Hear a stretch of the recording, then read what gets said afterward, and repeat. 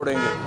हम समझते हैं कि अगले 6-8 हफ्तों में जनरल इलेक्शन का ऐलान भी हो जाना चाहिए, हो जाएगा इंशाल्लाह। लेकिन उससे पहले चूँकि ये इलेक्शन लोकल गवर्नमेंट के हैं तो इसमें भी हम भरपूर हिस्सा लेंगे और आवाम जो है वो हर जगह के ऊपर अपनी वोट से, अपनी बैलेट से ये साबित करेगी कि वो एक आज़ाद पाकिस्तान के साथ हैं, एक ग़ुलाम पाकिस्तान को वो मुस्तरद करते हैं और इन मीर जाफ़रों और मीर सादकों को जो मुसल्लत किया गया है पाकिस्तान पे, जिन गद्दारों को पाकिस्तान में मुसल्लत किया गया है, इनको हम मुस्तरद करते हैं और हर सूरत में पाकिस्तान की आवाम जो है वो इसको मुस्तरद करेगी। उसके बाद अगले मरहले में हमने ये देखा है कि बड़ी दिलचस्प पाकिस्तान में ये सूरत हाल है कि जिसे कहते हैं कि बने हैं मुद्दई, बने हैं अहले हवस मुद्दई भी मुनसिफ भी, कि शहबाज शरीफ साहब ने अपने मुकदमे की जो तफ्तीश करने वाली सारी टीम है उसको तब्दील कर दिया है। डॉक्टर रिजवान जो उस टीम के सरबराह थे उनको ज़बरदस्ती की छुट्टी पे भेज दिया गया है। हमज़ा शहबाज और शहबाज शरीफ के ख़िलाफ़ तहकीकात करने वाली FIA की टीम को भेज दिया गया है। हमज़ा शहबाज और शहबाज शरीफ के ख़िलाफ़ तहकीकात करने वाली FIA की टीम को बदल दिया गया है और अपने मनपसंद लोगों को FIA में तैनात किया जा रहा है। इससे पहले 2 मुकदमात में मैं याद कराना चाहता हूं कि सुप्रीम कोर्ट ने इन मामलात का नोटिस लिया था। एक आपको याद होगा NICL केस और उसके बाद हज कोटा केस। दोनों केसेस में जब यूसुफ रज़ा गिलानी साहब के ख़िलाफ़ तफ्तीश हो रही थी और हुसैन असगर को आपको याद होगा कि गिलगित ट्रांसफ़र किया गया था, तो सुप्रीम कोर्ट ने उसको कैंसिल किया और सुप्रीम कोर्ट ने बराह रास्त जो तफ्तीश थी उसमें जो मुल्ज़मान हैं उनको मुदाखलत से रोक दिया। हम इसी पैटर्न के ऊपर ये चाहते हैं कि सुप्रीम कोर्ट इस मामले का नोटिस ले।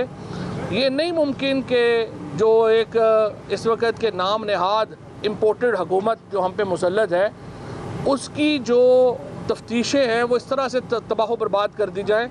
आपने देखा कि पहले ही दिन नैब का रिकॉर्ड चोरी करने की कोशिश की गई और अब FIA के रिकॉर्ड से भी हेर फेर हो रही है और हम समझते हैं कि ये कोई हक नहीं है इस वक्त शहबाज शरीफ साहब को, जो ख़ुद मुल्ज़म है FIA के।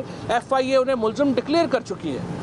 आप मुल्ज़म हैं, आप उसी महकमे में जो है वो तब्दीलियाँ और ट्रांसफ़रें कर रहे हैं, हम इसको मुस्तरद करते हैं। फ़र्द जुर्म उसमें जो है वो आयद होनी है। अगली पेशी के ऊपर पिछली दफ़ा जो आखिरी पहला हुक्म ये आया था, अभी हलफ उठाने से पहले वो ये आया था प्रोसिक्यूशन टीम को कि आप अदालत नहीं जाएंगे।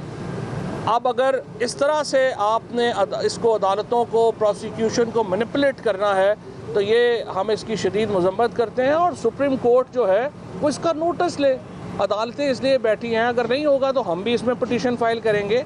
लेकिन असल बात यह है कि हाई कोर्ट को और सुप्रीम कोर्ट को ये मामला देखने चाहिए कि किस तरह से मुल्ज़मान यहाँ पे भाग रहे हैं। नाज़म जोखियों केस में जो हुआ सिंध में वो आपके सामने है। एक जुल्म और बर्बरियत की यूँ पुराना पाकिस्तान इतनी शिद्दत से वापस आया है कि लोगों की आंखों में जो आंसू थे वो छलक पड़े। आप देखिए कि पहले दिन इन्होंने जो यहाँ पे अपने ये FIA, पहले दिन तो खैर माशाल्लाह सहाफ़ियों के लिए खाबे खोल दिए गए प्राइम मिनिस्टर हाउस में और कोई भूखा ना सोए प्रोग्राम जो भूखे लोगों के लिए था उनको बंद कर दिया गया और उसके आपने प्राइम मिनिस्टर हाउस में खाबे खोल दिए अपने मखसूस सहाफ़ियों के लिए। दूसरी दिन जो किया आपने मैरियट में एक बुज़ुर्ग शहरी को तशद्दुद का निशाना बनते देखा। तीसरे दिन आपने देखा कि किस तरह से एक सर्विंग मेजर को लाहौर में तशद्दुद का निशाना बनाया गया और उसी शाम को PMLN के एक नीम पागल आदमी ने ये कहा कि हम हर जगह ये करेंगे। इस तरह के आप जो नैरेटिव दे रहे हैं और आप लोगों को और फिर नाज़म जोखियों का केस जो हुआ वो हमारे सामने आया, तो ये एक पुराने पाकिस्तान की एक झलक जो है वो हमें नज़र आई। इसके साथ साथ पहले दिन शहबाज शरीफ साहब की हुकूमत जो उन्होंने हलफ लिया एक इम्पोर्टेड गवर्नमेंट के तौर के ऊपर, पहले दिन आपने चीनी में 10 रुपया इजाफ़ा हो गया, उससे अगले दिन घी की कीमत में 10 रुपया इजाफ़ा हो गया और आज बताया जा रहा है कि बिजली की कीमत में 4 रुपये 35 पैसे फ़ी यूनिट इजाफ़ा हो गया है। तेल की कीमत में बताया जा रहा है कि 21 से 25 रुपये इजाफ़ा किया जा रहा है।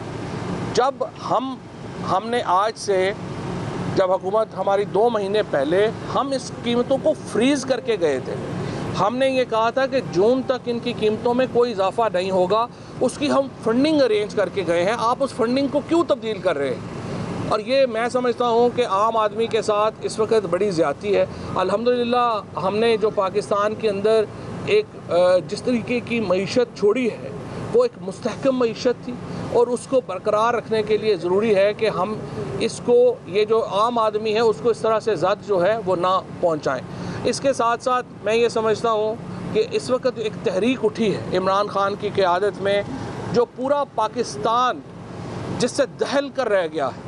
आपने देखा है पेशावर के जलसे में हमने देखा कि किस तरह लोग जो हैं एक आवाज़ के ऊपर निकले। उससे पहले आप कभी पाकिस्तान में आप देखें कि कितनी मेहनत करनी पड़ती है लोगों को निकालने के लिए। यहाँ पे तो नून लीग वगैरह को कीमे के नान देने पड़ते हैं, आपको चिंगची देना पड़ती हैं, बिरयानियाँ देना पड़ती हैं, और पीपल्स पार्टी ने तो अल्हम्दुलिल्लाह 2-2 हज़ार रुपया भी दिया लोगों को जलसों में लाने के लिए।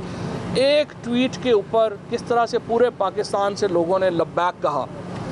इसका जो इमरान खान का आज असर है वो अल्हम्दुलिल्लाह पूरे पाकिस्तान में, इस बात से आप अंदाज़ा लगा लें कि आज से चंद महीने पहले या शायद 1 साल पहले मरियम नवाज़ ने अपने 2 MNAs को कहा था इस्तीफ़ा दो, दोनों भाग गए। एक तो जावेद अब्बासी था और दूसरा कैप्टन सफदर का भाई था। 2 MNA थे, दोनों मरियम नवाज़ के कहने के ऊपर भाग ही गए। उन्होंने कहा हमें मजाक में भी ये ना कहिएगा इस्तीफ़ा दें। कॉन्स्टिट्यूंसी पॉलिटिशियन के लिए इस्तीफ़ा देना मुश्किल काम होता है, लेकिन आज एक आवाज़ के ऊपर, वज़ीर-ए-आज़म इमरान खान की आवाज़ के ऊपर 125 लोगों ने इस्तीफ़े इनके मुंह पे मारे हैं इम्पोर्टेड गवर्नमेंट के। और ये वो एक कंट्रोल है उनका जो इस वक्त पाकिस्तान के अवाम की नब्ज़ के ऊपर ज़ाहिर करता है। कराची में होने वाला जो हमारा जलसा है वो इंशाअल्लाह पाकिस्तान की तारीख़ का तो सबसे बड़ा जलसा होगा ही। मेरा ये ख़्याल है कि वो इंशाअल्लाह बर्रे सग़ीर की तारीख़ के बड़े जलसों में से एक जलसा होगा। और इसके बाद इंशाअल्लाह जो हम आगे जलसे करने जा रहे हैं, जो हम लाहौर में जलसा करने जा रहे हैं, और उसके बाद का जो प्रोग्राम है वो हमने अभी नहीं बताया। वो प्रोग्राम ऐसा ही है, मैं ये समझता हूँ कि इंतखाबात की तरफ ही आपने बढ़ना है। फ़ैसला आप ये कर लें ज़्यादा नुकसान करके बढ़ना है या कम नुकसान करके बढ़ना है, इसके अलावा फ़ैसला नहीं है। फंडिंग केस के ऊपर मैं फ़ारूक हबीब साहब को कहूँगा ज़रा हमें बता दें। बिस्मिल्लाहिर्रहमानिर्रहीम। जैसा कि आपके इल्म में है कि ममनुआ फंडिंग का केस इलेक्शन कमीशन सियासी जमातों का जो है वो सुन रही है, उसमें पाकिस्तान तहरीक इंसाफ का भी केस है, और पाकिस्तान तहरीक इंसाफ हर किस्म की तहकीकात के अंदर ताउन भी कर रही है और उसको वेलकम भी करती है। लेकिन बुनियादी तौर के ऊपर कुछ हक़ाइक़ जो हैं वो आवाम के साथ शेयर करने बहुत ज़रूरी हैं कि इस ममनुआ फंडिंग के ऊपर जो बाकायदा तौर के ऊपर स्क्रूटनी कमेटी बनाई गई, वो बनाई गई जो कि सुप्रीम कोर्ट, जो कि पाकिस्तान की आला अदलिया है, हनीफ अब्बासी केस में 2017 में एक फ़ैसला आता है जिसमें वो बड़ा वाज़ेह कहते हैं कि इलेक्शन कमीशन ने without any discrimination, any prejudice, उन्होंने कानून के मुताबिक तमाम सियासी जमातों के बैंक अकाउंट